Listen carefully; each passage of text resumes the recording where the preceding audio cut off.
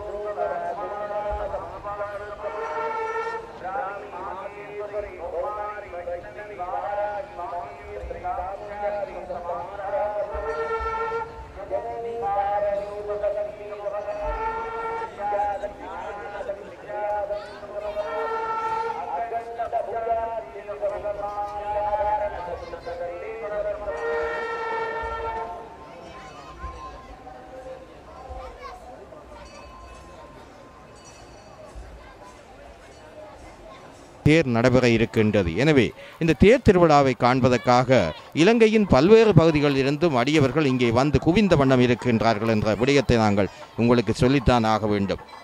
யாழ்ப்பாணத்துக்கு அங்கே தென்னிலங்கையிலிருந்தும் பல்வேறு அடியவர்கள் இப்பொழுது வர துவங்கி இருக்கின்றார்கள். திருவிழா தொடக்க காலத்தில் ஒரு சிலர் வந்திருக்கின்றார்கள். இப்பொழுது அந்த தேர் தீர்த்தம் போன்ற சிறப்பான திருவிழாக்களை கண்டுகளித்து அங்கே முருகப்பெருமானுடைய திருவருளை பெறுவதற்காக அடியவர்கள் எல்லோரும் இப்போ யாழ்குடாநாட்டை நோக்கி வந்த வண்ணம் இருக்கின்றார்கள்.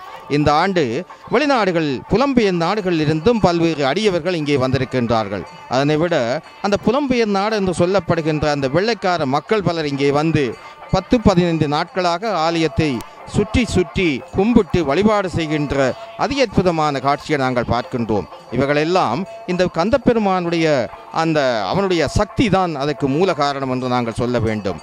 அங்கே காந்தம் இரும்பை கண்டதும் இழுக்கின்ற அந்த அதி அற்புதமான காட்சி. காந்தத்தை கண்டதும் இரும்பு தானாக இழுபட்டி செல்கின்றது. அதுபோல மக்கள் எல்லோரும் இந்த நல்லூர் முருகப்பெருமான் ஆலயத்தை இப்பொழுது நீங்கள் பாருங்கள். வீதி எங்கும் நிறைந்து காணப்படுகின்ற மக்கள் கூட்டத்தை நீங்கள் காண்கின்றீர்கள்.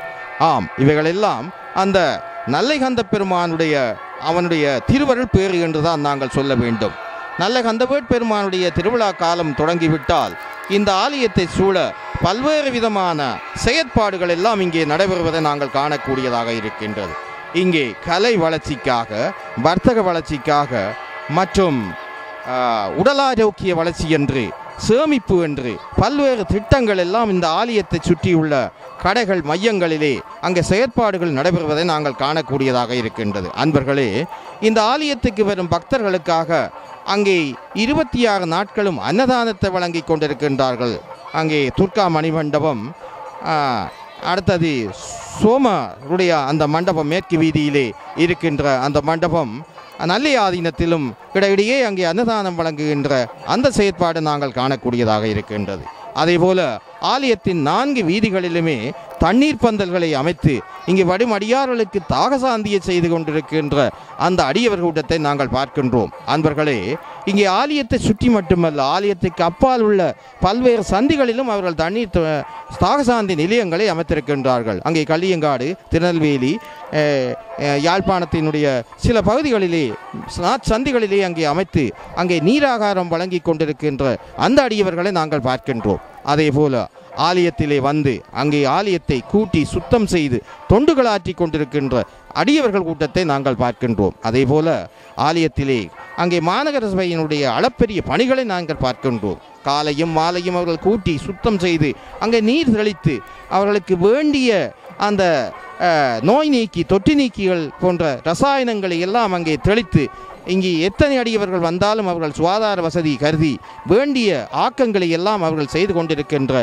அந்த பணிகளை நாங்கள் பார்க்கத்தான் வேண்டும். அதே போல் அங்கே பிரதேச செயலர் அந்த அலுவலகம் அங்கே தற்காலிகமாக அமைக்கப்பட்டு அவர்களும் ஆலயத்துக்கு வரும் பக்தர்கள் அடியவர்களுடைய நலன் கருதி பல்வேறு விதமான செயற்பாடுகளை எல்லாம் ஆற்றி கொண்டிருக்கின்ற அந்த அதி அற்புதமான செயற்பாடுகளை எல்லாம் நாங்கள் காணக்கூடியதாக இருக்கின்றன.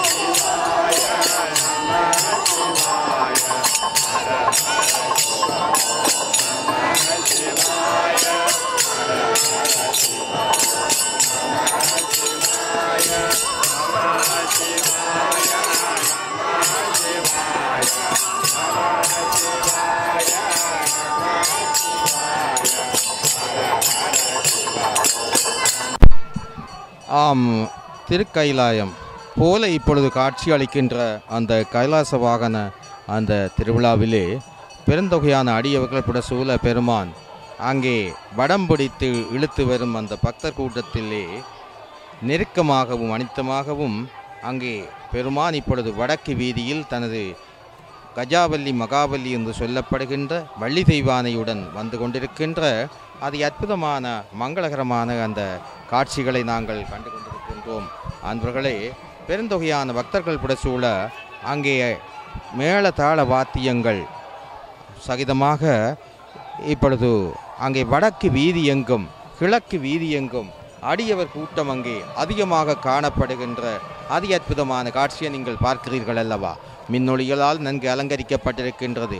அங்கே வேற்பெருமானும் அருகே வள்ளி தெய்வ யானை தங்களுடைய அந்த திருவாசியிலே அங்கே எழுந்தருளி வந்து கொண்டிருக்கின்ற அற்புதமான காட்சி.